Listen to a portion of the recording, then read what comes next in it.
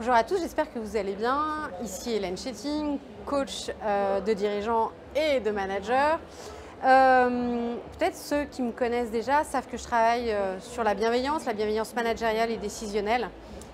Ma mission, c'est véritablement de donner la possibilité aux entreprises d'incarner de manière pérenne la bienveillance en entreprise.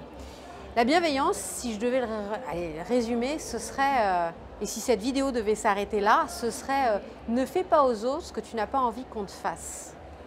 La bienveillance, c'est un sujet aujourd'hui qui est assez à la mode, c'est-à-dire tout le monde en parle et finalement peu d'entreprises l'incarnent.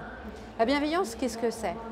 C'est à un moment donné, dans sa communication, dans sa relation à l'autre, travailler son empathie, travailler sa communication relationnelle de manière sincère et authentique. C'est simplement démarrer sa journée en demandant à un collaborateur, une collaboratrice « Bonjour, comment vas-tu? Bonjour, comment allez-vous » Pas ce bonjour de « on se croise à la cafétéria et bonjour ». Non, bonjour de manière sincère, un bonjour honnête. C'est-à-dire que ça, c'est actionnable demain matin. Ça paraît simple. Et pourtant, la bienveillance a une puissance extraordinaire de rendre les collaborateurs engagés, de rendre les collaborateurs motivés, de rendre les collaborateurs présents. Le management bienveillant, c'est quoi? C'est finalement avoir les bonnes pratiques de proximité avec ses collaborateurs, la bonne et la juste distance à avoir. Mais la bienveillance, c'est avant tout, en fait, je crois vraiment ça, c'est que la bienveillance, c'est à la fois pour soi, mais aussi pour l'autre. La bienveillance n'est pas que dans la relation à l'autre, elle est avant tout dans la relation à soi en tant qu'entrepreneur, à soi en tant que manager. Et de vous poser toujours la question, avant d'envisager le lien avec la collaboratrice ou le collaborateur, c'est est-ce que je suis bienveillant avec moi-même? Bienveillant, je reviens toujours à la racine latine de bienveillance, hein, c'est bénévolence, c'est faire le bien. Mais faire le bien, c'est ce que je dis, c'est pas le monde des bisounours. La bienveillance, c'est, et j'aime d'ailleurs y mettre tout de suite ce mot, c'est la bienveillance sans complaisance.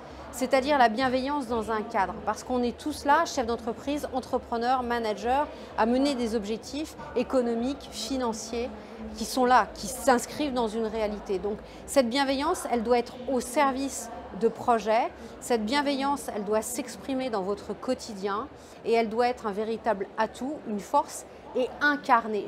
J'insiste sur la dimension d'incarnation. Pourquoi?